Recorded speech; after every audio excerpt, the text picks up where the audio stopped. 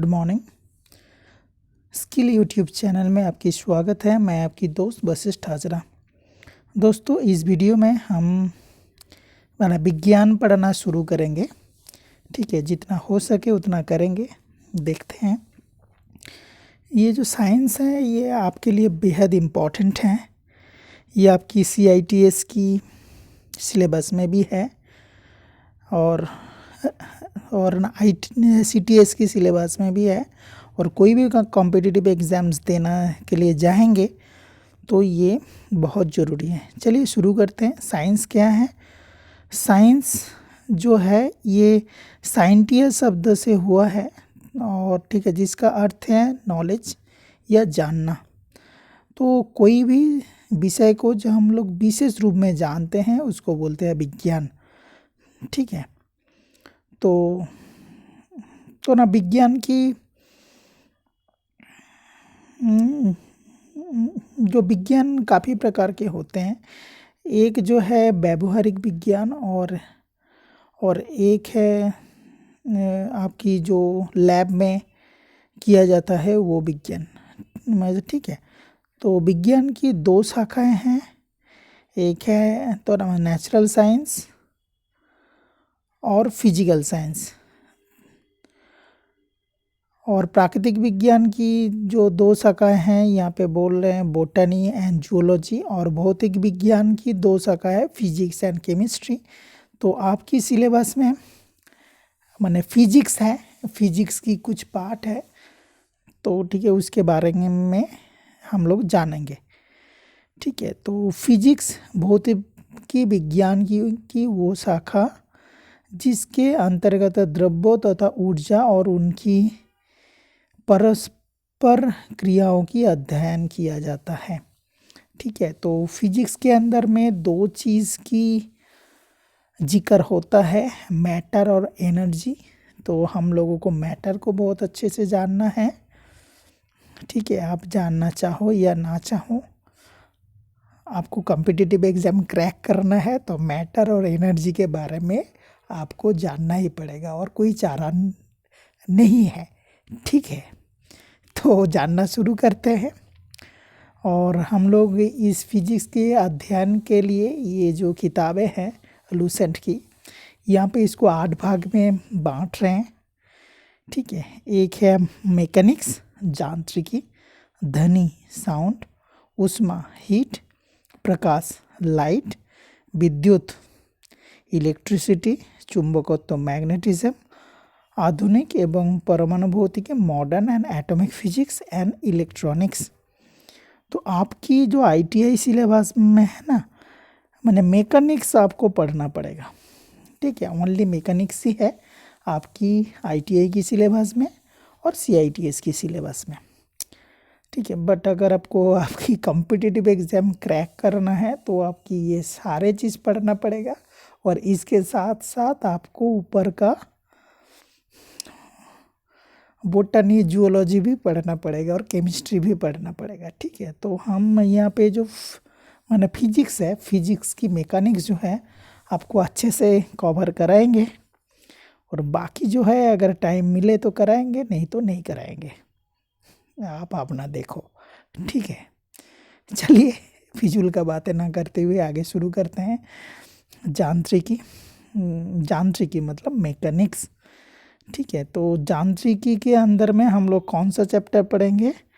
हम लोग ठीक है, यूनिट की चैप्टर पढ़ेंगे, मापन।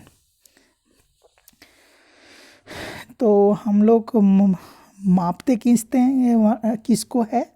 क्वांटिटी को मापते हैं। ठीक है, जिसे संख्या के रूप में प्रकट किया जा सके उसे राशि या क्वांटिटी कहते हैं। जैसे जनसंख्या, आयु, वस्तु की भार, मेज की लंबाई आदि। ठीक है, जैसे मान लो आपको चावल खरीदना है। ठीक है, तो आप अगर दुकान में जाके बोलेंगे हमको 2 किलो चावल दीजिए। ठीक है, ये मुझे 2 किलो क्या है?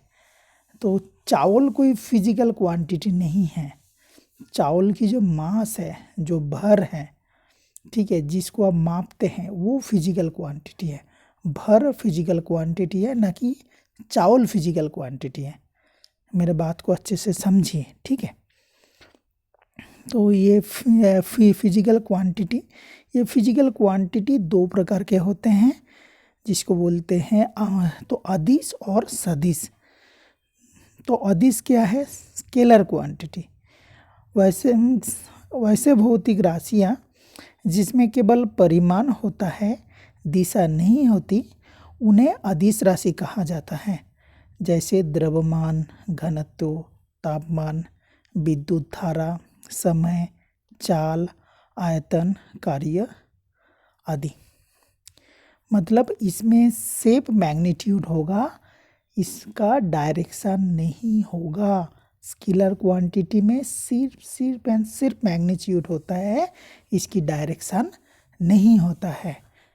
और दूसरी ओर में जो वेक्टर क्वांटिटी है, वेक्टर क्वांटिटी में वैसे भौतिक राशियाँ जिसमें परिमाण के साथ साथ दिशाएं भी होती हैं और जो योग के निश्चित नियमों के अनुसार जोड़ी जाती है, ठीक है।